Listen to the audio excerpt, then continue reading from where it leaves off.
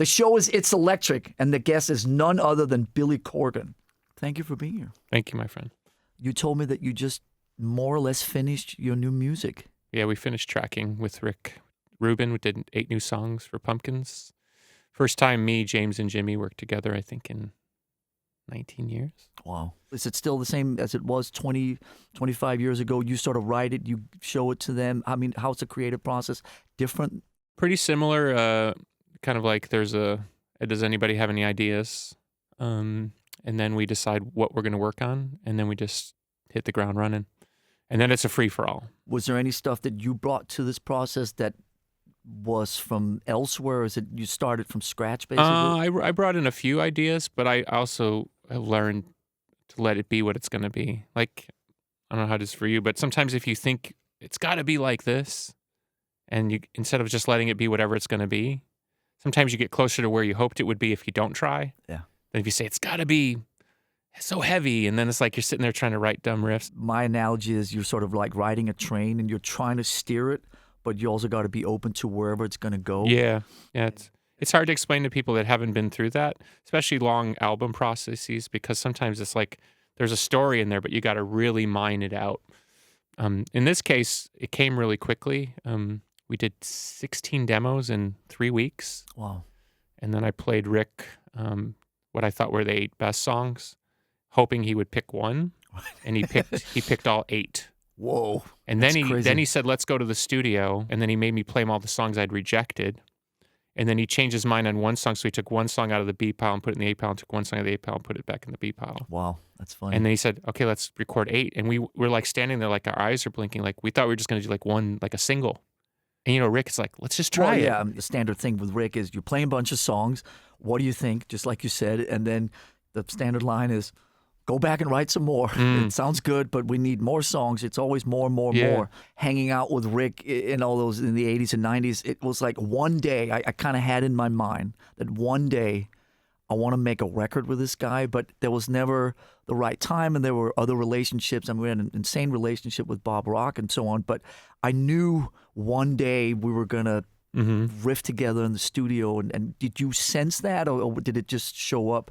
As you know, we once shared the same management. That we did. And I was making that difficult 4th record circa 97, 98, and I was losing my mind. And also coming off the biggest record that anybody had for any of those couple of years. Yeah, this humongous record. So I'm struggling in the studio. I'm losing my mind, LA style.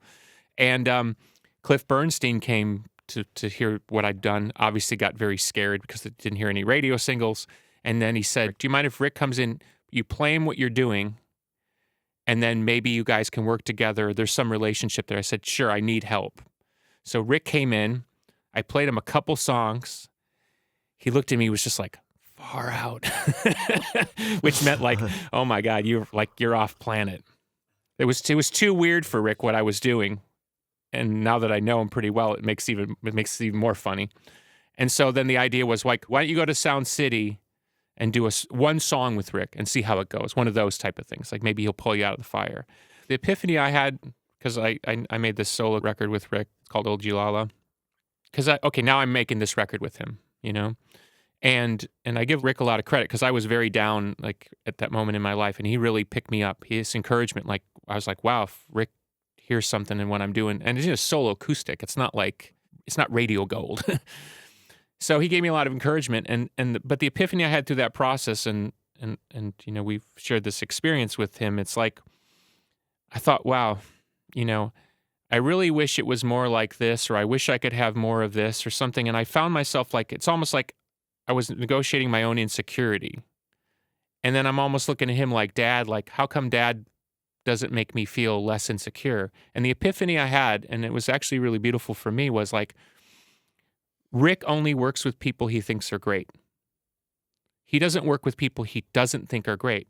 So and I'm speaking for him, and God forbid me if I say it wrong, I think in his mind, he doesn't think he has to convince you of anything because he already is convinced. Yeah, sure. Just his presence, the collaboration itself. He believes so much in you, and that's why he's in the room. He's totally straight, and I think he's the best. I really do. I'm really blessed to work with someone who's so passionate and gifted. At what point did you decide that you were going to make a record with Jimmy and James again for the first time in almost 2 decades, that he was the guy for that project? Backstory on that is, James and I hadn't talked for 17, 18 years. Wow. We had no relationship other than sort of through the lawyer thing. So it took time to rebuild just the friendship to where you would even say, do you even want to get in a room and work together? And James played a little bit of my solo record, and that was a nice way to sort of say, see, we can work together. And that was kind of the breaking of the ice. A little bit, yeah. For me, being in a band's like being in a family. And the family rules apply more than the band rules. So from the outside, it looks like, how come Mick doesn't get along with Keith? It's like you don't really understand. You've had such intense experiences together. It's really more like a family thing. So for me, the family rules apply, which is family comes first and all the bullshit comes second. When we talked about getting together, the logical thing is like, well, would you guys be open to doing a song together to promote the tour? And we're like, yeah, I mean, that's easy. 1 song. How hard can it be? Play Rick the 8 songs. Let's do all 8. Okay, now we're back like in the super intensity of like the long days. And so in a weird kind of unexpected way, that experience threw us in the deep end of the pool again. And we hadn't been in that deep end for a long, long time. Right. And now you're negotiating that space, which is, that's a lot of history. Sure. And we recorded in between 1988 and 2000, we recorded, I think, 197 songs. We covered so much ground in those years. It's not like we don't know how to do it, but it's like, do you want to do it? Because it's like, there are those moments where it's like, I really don't like what you're doing, and they don't really like what you're doing, and you got to negotiate the space, So there you are for the first time in a couple decades with, Jimmy and James. But one thing I'm really curious about, Jimmy, you have a special relationship with him. I would say if somebody said, what would you compare your relationship to? I always thought of you and James and Bonham and Jimmy Page. That's good company for all of us. Thank you. What is it that he brings to your songs and to your I would say this vision? about you. I think you guys are great listeners. There's an empathy to the song that most drummers that I've played with don't have. It doesn't mean they can't play the beat or play the beat well, but a listening drummer really hears something in the song that's so, I don't know, it's strange, It's like I'm trying to put something in words, and I've heard it in your playing. It's like, to Jimmy, the song is king. I would try to get Jimmy to do all this flashy stuff, and he would just shrug his shoulders, and he could do it all day. To Jimmy, it's always about, is the part I'm playing supporting the song. To me, you got to make the song look good, and I got to make James look good. Does Jimmy also, in terms of the bigger picture, will he say to you, that's not working, this is not good enough, you need, like, the chorus in that particular song needs to be better? I mean, is he a bouncing board? He has a nose for what's great, and he'll emphasize that. He's not a negative guy. We talk a lot in between takes, and it's kind of like, I'll openly say, I'm really frustrated because I don't think the bridge going into the chorus is very good. And he'll say, yeah, it feels, and he'll give me like the right kind of feedback. Like he'll say, it feels like it needs to be more sparkly, and it feels like a little bit flat. And I'll say, yeah, it's probably because I'm playing this chord. And I'll say, what do you think? And, oh, that's better. And then he'll react from his end, and then we'll talk about, well, are we getting there? And then even sometimes we'll say, okay, that's a problem, let's move on. And we'll keep playing it even though we know we're going to change it. It's like we have like a weird agreement. The other thing about Jimmy is he has either a photographic memory or as close to it as possible. His ability to recall arrangements is stunning. It's stunning. It's like working with a computer. I can literally go, try it this way, da-da-da-da, and we'll sit there and talk. Okay, when we get to the second part, change that, ba-ba-ba-ba-ba-ba-ba, and then we'll just play it. It's a language. Yeah. Oh. The hardest thing about when you bring in, like, so we worked with Bob Rock for 15 years, and then, Greg Fiddleman shows up, and it's like the first part of that process is just for the new guy to understand the dynamic between the players, the language. You have words. You call, like, the back end of the riff in our language is a tail. Why don't you play the tail? Play the tail twice instead of, 1-1-1 tail, go 1-1 tail tail. Sound like us talking, and it's this different language, yeah. But you have that with Jimmy. Oh, totally, yeah. Do you also have it with James? James is very interesting because it took me a long time to really appreciate his contribution, and here's why. James stays out of the fray. It's like he lets us do the Linus bit. We're the ones arguing about the arrangement and kicking up the dust, and he kind of sits on the side and will kind of throw colors on things, and you'll go, wait, that part can be a lot softer, or that part should be more aggressive because James is going to do this thing. And it's like you get very locked in. Oh, it's this type of song. And James is the guy who comes along and goes, actually, it can be this type of song. And the machine underneath can, and what Rick said during these last sessions, he's like, in talking about James, he said, James softens the metal. And that's a very interesting way to put it. Because to him, me and Jimmy on our own are too metallic. Right. Obviously, there's a white elephant in the room, at least as far as this is concerned, which is Darcy. Yeah. At least back in the OG days, where was she in the musical creativity and this process that we're just talking about now? Yeah, what I would always tell people, and again, it's hard to explain these things in literal terms, was she had a very high discernment for the material. So if she didn't kind of sign off on it, it probably wasn't as good. So I would spend a lot of time just looking at her and looking for raised eyebrows. And I learned to kind of gauge her reaction. And she's the type of person, you could go, oh, I like whatever is the popular thing. And she'd be totally dismissive, very punk rock. It was like to her, if something didn't have like an internal integrity, it was worthless. Right. Like a punk rock outlier or something. When the band was at its most functional with the four of us, that's what I looked to her for. As far as musical stuff, it was always a bit of a struggle because she saw music as more of a lifestyle thing. Like, I play when I want to play. I'll show up when I have to. Where I, like, ate, slept, died music 24 hours a day, took drugs to listen to music. Not because I wanted to take drugs, because I wanted to learn more. Get deeper, yeah. And then you'd see her, we'd come off a tour and you could tell she hadn't picked up a bass for 2 weeks. So it was like just different lanes of commitment in my mind. But I'm more appreciative as time has gone by that everybody approaches music completely differently. When you're writing by yourself before the band, do you sort of go into a room and close the door and, there's a mood and a particular cup of tea? I mean, traditionally, I wake up about 7 in the morning and I start working right away. So between like 7 and 11, that's my sort of window. Wow. I would probably say 90% of the songs I wrote in that window. Once the day gets on, I get too confused or something. I literally get out of bed, come downstairs and go right to the piano. So you write most of it on piano? Acoustic and piano. I'm a firm believer that if it sings on acoustic instruments, of course, it'll translate very well to rock. And what about the other guys? Is there any time where they would bring in sort of ideas from scratch? Yeah. James that was usually his thing. He would bring in more like, maybe not always a form song, but like, I like this feel, or I like this riff, or I like these set of chords. Do you want to do something with that? And that's when we had our best successes. He would give me something and I would kind of run off with it, but then he would be very included in the process because I felt like not only was he the author of the idea, but he maybe had an insight into like what we could do that would be different.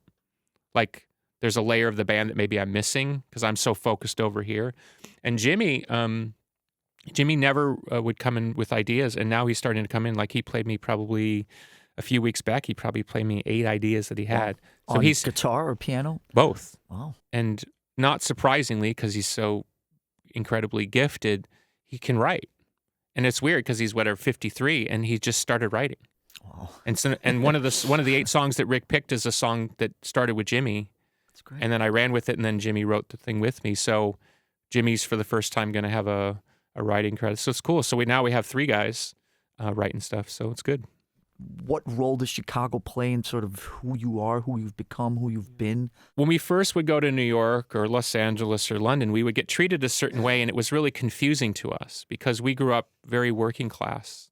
So hard work was just what you did. It was like work or die. So we would go to like a place like New York, and it's like, you guys are too into this. And we like we would get castigated for working too hard. Caring. What the fuck? I remember Courtney Love calling me once and saying, your first album is unfair because it sounds like a second album. Like you guys work too hard.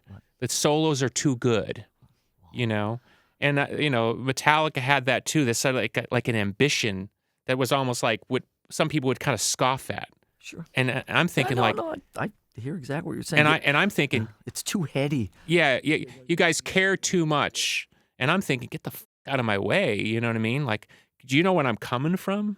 Do you know what I want to escape from? And it kind of gets into the hipster class, every genre has its hipsters, you know. For years, even I would take shit about being a fan of metal, like, you know, it should be beneath you. Ultimately, it gets into like weird class politics, and most of the people who criticize people like us for being who we are or what we represent had better backgrounds than we have. We didn't necessarily go to the nice school. We didn't get to read the cool newspaper. For me, bands like yours told me there's this other world that is more closely aligned with the experience that you're having than the one that you're being told about. So when I heard Merciful Fate or Metallica or Ted Nugent, you know, that told me, wait, there's this other world that's different than the one you're telling me that I'm supposed to believe in. And even to this day, metal, for all the money that metal moves, it's amazing how disrespected it is. But it's not, like you're saying, it's not precious. But that's exactly the fucking point. But you can't get that through to a hipster's brain. It's like if you sat around and drew up who you wanted to be on paper, you wouldn't be in Metallica or the Smashing Pumpkins or, you know, those type of bands grow out of like almost like a personality conflict. Like it's like we're not stupid, right? We're not stupid. We get who you think we should be, and then there who is who we are. And then when we actually are who we are, we see this resonance with the audience that tells us, no, we're going the right way. And I'll give you a perfect example, which and I'm sure I've talked to you about before. I saw you guys roughly, I don't know, it was the first week or the month that Ride the Lightning came out. I was in the 14th row. The energy in the Aragon Ballroom like that night was like nothing I've ever seen before or since. As a kid, 17 years old, and you were what, 20, right? You guys come out, James is wearing the cutoff jean jacket. You guys look like the guys I went to fucking school with. I was like, these people understand the world that I'm in, which is nowhere fucking land. So it wasn't just like, oh, cool, Metallica, they're the hot new band. It was like, these guys fucking understand. Thank God somebody gets it. And the cheers in the room that night, I can still hear them in my fucking head. Somewhere in the middle of the fucking show, because you guys were insanely loud, of course, I felt this trickle in my ear, and I actually reached up to see if there was blood coming out of my fucking ear. And here's the thing, if there was, I wouldn't have left. That's great, dude. I just got fucking goosebumps. Good. I mean, that was really cool. That was. Well, you gave that to me. No, but the way you just articulated that was so on point. Who were like when you just go all the way back, like Sabbath. Sabbath. So it started with Sabbath. My dad was a musician, so I was around music all the time. But my uncle was a drummer, and he had a cool record collection. And my grandma would kind of look the other way when I would play my uncle's records. Like, you know, you can play his records, just don't fuck it up. And so one day, I go in the back, and the first album is Master of Reality by Sabbath. I'm 8 years old. I have no idea. You know, it could be Disney music for all the fucking know. I put it on. Okay, so I'm 8 years old, so it's 1975. He's got the tube stereo. He's a musician, so it's good and fucking loud. And the first thing I ever hear from Black Sabbath is fucking Sweet Leaf. And there's that guitar, which I'm still trying to get, right? And then here comes the Ozzy voice, the doubled fucking Ozzy voice. And I was like, oh my God, this is the greatest thing I've ever fucking heard in my life. And I'm 8.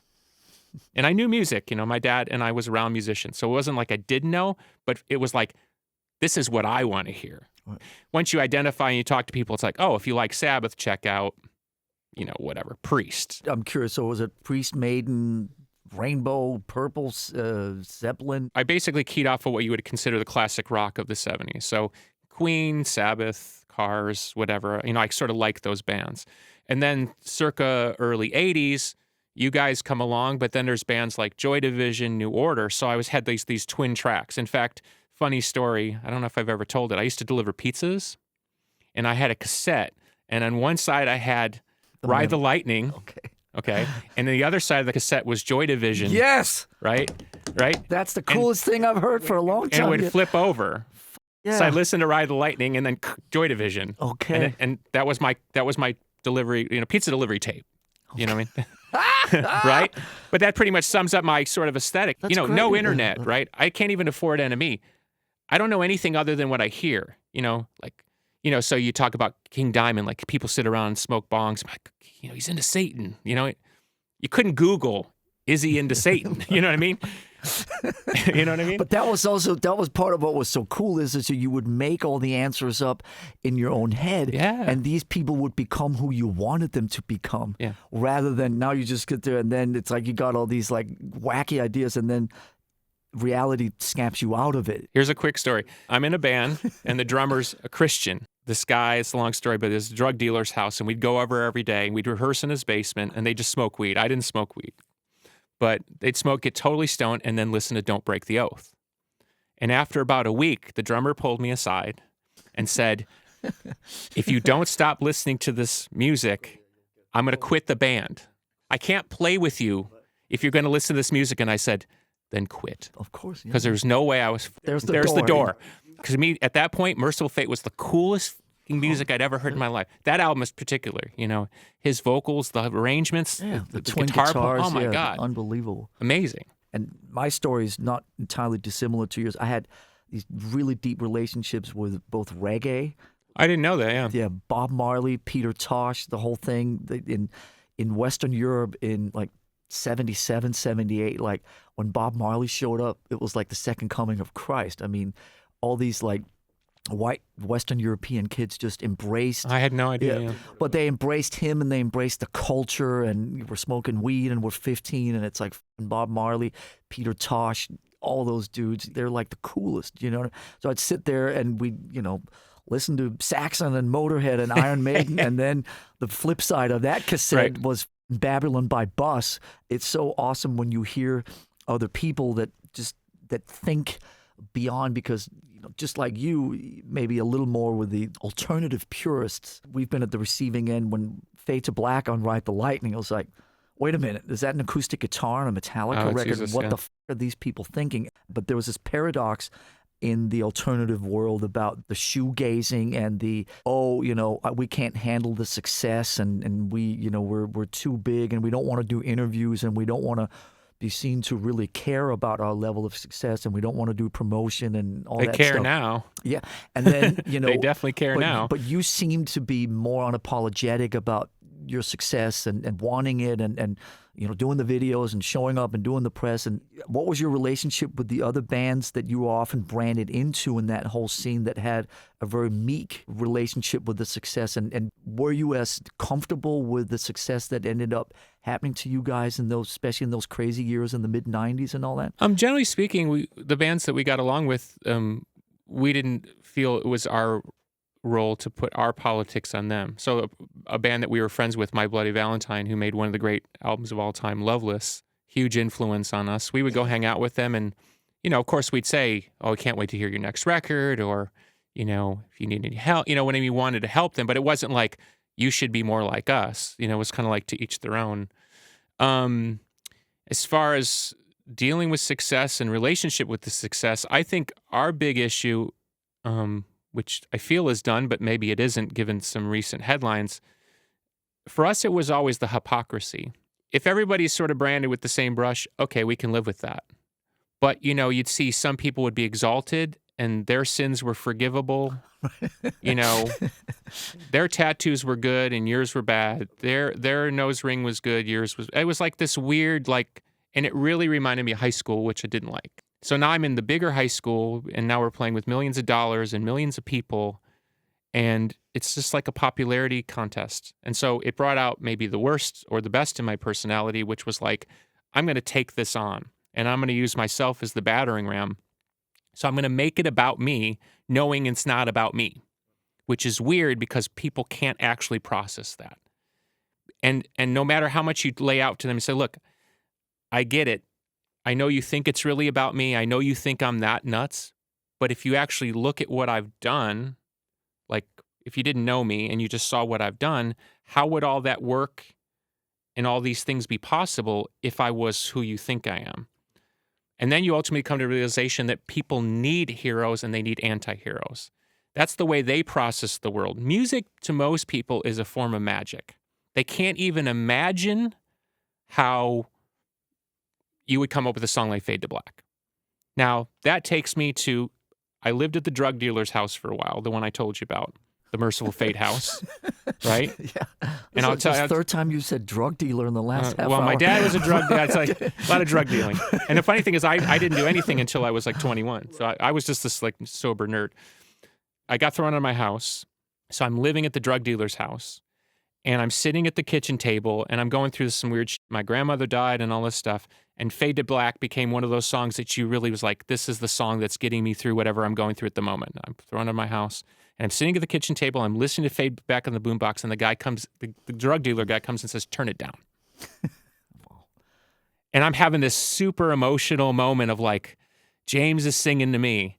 And I thought, oh, fuck you, man. You know what I mean? It's like, I can't be in this goddamn world.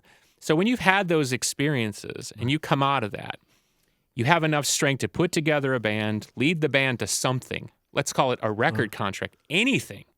And you're on a road somewhere, and it could be Poughkeepsie or Brighton. And some jerk comes along and tries to tell you who you are, and you know that that person's full of shit. It's not purity. It's like some other weird thing. It's like they're using your heart, for lack of a better word, kind of against you. And you're just a toy in their world. You're just this year's flavor, and next year there'll be a different flavor. We saw through all that. And our reaction, for better or for worse, was to go at it. Where other people learn to be quiet, say the right things in interviews, do the thumbs up, we were like, fuck you. So we did the alternative version of fuck you. And what's even weird is we were surrounded by a lot of people who were doing the pretend version of the fuck you, because that generation sort of welcomed the idea of like, yeah, I'm against the magazine. Why I'm on the cover? I mean, it's that whole paradox that we're talking about. I mean, I don't want to be successful. And we used to kind of sit there and go like, if you don't want to be successful, why are you releasing music? Why don't just keep it to yourself? You could go into your garage and you can play and you can have a great old time doing all. There was all these like contradictions and paradoxes and all of it that over in our world we found odd, but you guys seemed less apologetic, more sincere in your you than a lot of the other bands. But to come in behind your point, we had 7 years of coming up into that moment.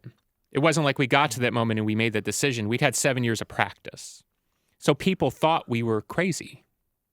But we were like, I work in professional wrestling. We were working the crowd. And that worked as long as we were on top musically and commercially. We kept winning, and it made people more and more mad, and we kept taunting them, and it became like a thing. And then when you finally lose, then they're really excited, because then there's blood in the water. Right. Circling back to where we started a couple hours ago, significant part of the reason that you're here, well, it's primarily because we ran into each other a week ago, which was super cool, but also there is new music coming, and I believe over the weekend I understood that it may be coming in EP form. 2 EPs, yeah. 2 EPs. Yeah. When are they rolling out? Probably one before the tour, one after the tour, and hopefully the first song would be somewhere in May. And the tour starts in July. July, yeah. And U.S. only? For right now, yeah. What do you see after the tour? Do you see more worldwide touring? Do you see more creative stuff? Yeah, we're kind of in a weird spot because we've kind of made the decision we're only going to do it if we do it right. So there's no agenda like, okay, we need 67 dates to hit this number, we're not going to play. It's strictly like, is there an interest? Okay, we put the American dates on sale. It's done really well. Great. Okay, now the phone starts ringing. Do you guys want to go here? You want to go there? And it's like, all right, let's see. And then, of course, the idea comes up, do you guys want to do a full-length record? Me being me, I'm like, we got to commit to a much bigger arc. The idea of just doing a record to me doesn't interest me. 8 songs was fine. We did them fast, and it was fun, and working with Rick was great. But the idea of doing an album is, if you're going to really make a great album, you got to go deep. You were very generous the other day, and you said how Hardwired to Self-Destruct had a fire to it, and you kept using the word fire, and you said that in some way it was a part in you wanting to not just do the Pumpkins as the classic cash grab, here we are playing dates, but you wanted to go in and try to pick up the creative process that you had with Jimmy and James. And I mean this with total sincerity. I think you guys have proven that you can make top-tier music. For whatever reason, you guys have gone through the fire of your own stuff and come out the other side. And as a fan, I'm like, I can't wait to hear where you're going, because that journey continues.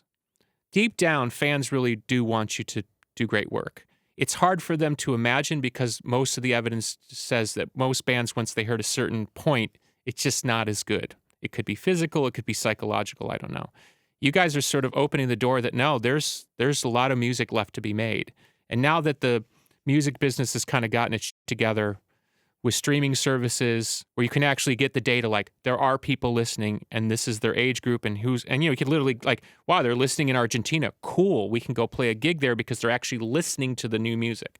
Where for those 10, 15 Blurry years, it was really hard to even quantify what success was. You'd see a number one album, 50,000 copies. If that, yeah. And you think, well, what does this really mean? One of the craziest things about the last year and a half, and we did Italy, Spain, Portugal, Germany. So we play in the round like we always do indoors. So we have 4 front rows. And the kids that are riding the rail, as we call it, who are down in the barricade, they're literally in Italy like 15-year-old girls. And we used to say, these kids weren't born when Kill 'Em All came out. And then it became, these kids weren't born when the Black Album came out. Now it's like, these kids weren't born when, Saint Anger came out, 16 years ago. There's like 14, 15-year-old girls, like half of them are girls, and half of them have never seen Metallica before. They're kind of looking up at us, and I'm sitting there playing and watching them look at James Hetfield and so on. It's like, are you aware of the fact that that guy's like old enough to be your dad? No, well, not only just your dad, maybe like if you're really young, like your granddad. Or James. Yeah. And it's like, hang on a second, this is fucking so weird. Do you know what I mean? We grew up in a time where, there was a cutoff point, and I don't know what the magic cutoff point is, and somehow that's been erased. And maybe we're lucky that we're in this time because whether it's the Stones or Roger Waters or Eric Clapton, they've proven, hey, there's still a lot of music to be made. Where we grew up in a time where you kind of knew in the back of your mind, this thing has a certain shelf life. And at some point you find yourself past that magical line and it gets kind of blurry.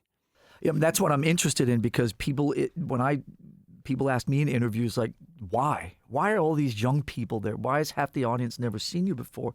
And they want me to try and intellectualize or, be analytical about it. And I don't really know the answer. I have a lot of these conversations. I do. But it's... I do. I have the answer for you if you want to know it. Share it with the world, please. I think people want to see the best in the world do what they do. It's that simple. It's why they watch the Olympics or something, right? It's like, do you really care about ski jumping? Well, you do at the Olympics if you're a casual person because it's telling you this is the best. Yeah. I think there may be more to it than that. Yeah, see, you're making the mistake. You're intellectualizing something. No, the part that I was going to add to it, because I see, your kids or your son is not old enough, but I've got 3 kids, a 19-year-old, 16-year-old, a 10-year-old.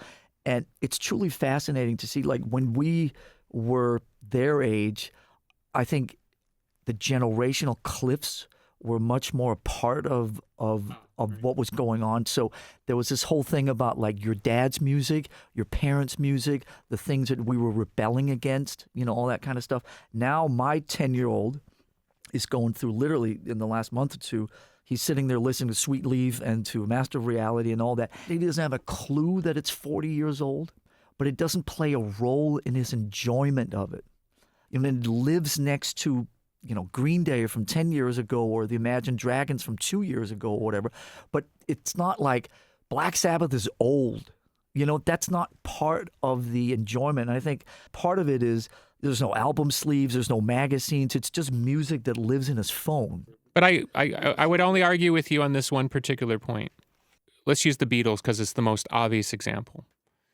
If the guys making the Beatles contracts in 1963 knew how valuable the Beatles would be in 2018, can you imagine the contracts they would have written? They couldn't conceive of the brand value of the Beatles, the brand value of Metallica, the brand value of Queen, the brand value of Journey is so much greater than the music business wanted to allow, because if the artists knew how much value they had when they achieved the top tier level, they wouldn't be able to control the artist. And so what we have is a changing relationship. So I agree with you on the technological part and your kid being an example.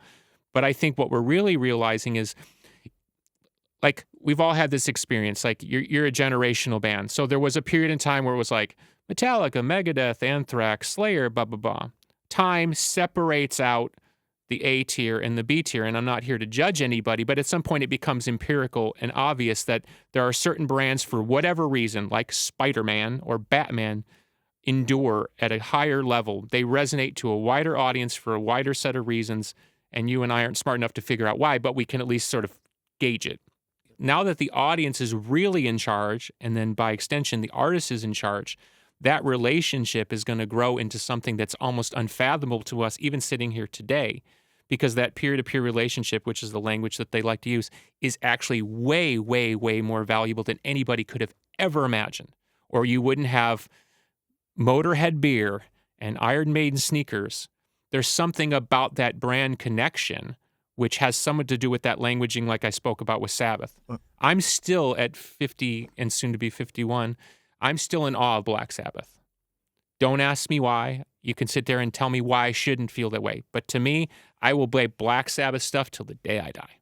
I love your honesty, and I love your how forthcoming you are. And I got goosebumps when you started talking about Metallica at the Aragon. You guys are great, man. Thank you from the bottom of my heart for being on this radio show. Thank you. I can't wait to hear the new music, and I can't wait to see you guys this summer. Thank you again for being on It's Electric. Oh, that was the best Corgan interview of all time. And I've done about a dozen of them.